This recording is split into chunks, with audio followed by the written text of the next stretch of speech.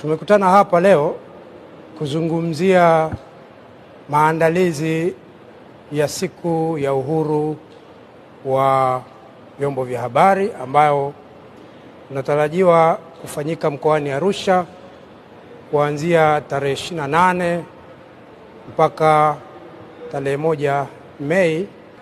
Tunahamasisha watu wafanye kazi kwa uhuru.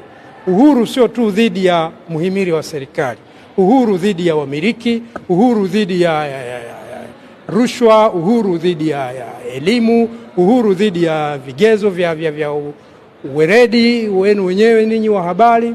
Manake ukikosa weredi unaweza ukakosa pia uhuru, na ukikosa maadili mazuri unaweza ukaathiriwa na rushwa ukapoteza uhuru wako. Ukikosa kujua mbinu za kujilinda unaweza ukaangukia mahali ambapo ukakanyaga sheria, ukakanyaga kanuni, ukakanyaga miongozo mbalimbali, ukajikuta kwamba uko kwenye mikono ya vyombo mbalimbali ambavyo vimeundwa kisheria ili kusimamia masuala mbalimbali ya habari.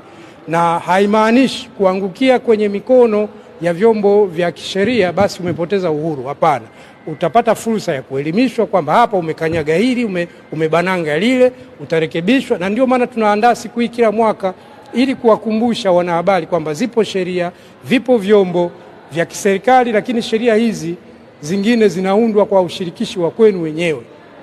Na tunawaambia pia katika shughuli kama hizi mjitokeze kwa wingi ili tupate maoni yenu ya kutosha, yaingie kwenye miongozo, yaingie kwenye kanuni, yaingie kwenye sheria na hata sera. Tunafahamu sera imekuwa ni mjadala kwa muda kadhaa, maboresho yanaendelea, hali kadhalika sheria ziko kwenye maboresho na miongozo mbalimbali. Tunahitaji sana maoni yenu mlioko mstari wa mbele kama waandishi wa habari wenyewe na wadau wengine wa habari kama vile wamiliki wa habari, hata wasomaji wa habari na watumiaji pia wa habari. Wanakosa uhuru kwa sababu ya habari ambazo zinaandikwa kinyume cha taratibu, ambazo zingine zinakuwa hazina maadili yaliyoelezwa kwenye sheria, kanuni na sera na miongozo mbalimbali ya kihabari. Uhuru upo, kama uhuru upo wa vyombo vya habari nchini kwa sasa hivi, ninaweza nikasema kwamba ni 50-50. Si kwa Kiswahili nisemeje, lakini ni 50-50. Yaani kwamba uhuru upo na haupo pia. Tegemeana na yale ambayo yanakuwa yanaendelea katika sekta ya habari. Changamoto ni nyingi sana ambazo zinaendelea.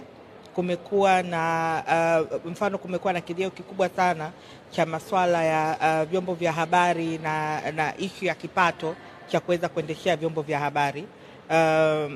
Moja ya mjadala ambayo tunajadili sasa hivi ni kwamba ni namna gani serikali inaweza ikalipa madeni ambayo vyombo vya habari inadai, hasa ukizingatia kwamba sasa hivi wameweza kutenga mabilioni kwa ajili ya tengeneza maudhui.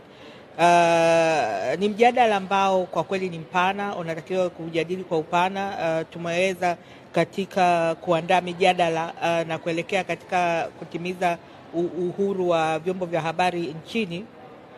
Tumeweza kuandaa mikutano na mijadala na kuita wahusika ambao wako katika sekta kama vile Media Owners Association, wataalamu mbalimbali katika sekta ya habari, ili kuweza kujadili hii topic ambayo tunazungumzia kwamba uhuru wa vyombo vya habari uko vipi na unaendelea vipi na ni nini nikifanyike hapa nchini ili kuweza kuhakikisha kwamba uhuru ni mpana zaidi. Mwaka huu utakuwa mwaka wa 33 tangia tuanze kuadhimisha siku hii muhimu. Kwa hiyo ya kwangu tu ni kuwakaribisha na kusema tuko pamoja sana na tutaendelea kushirikiana katika maendeleo ya vyombo vya habari nchini.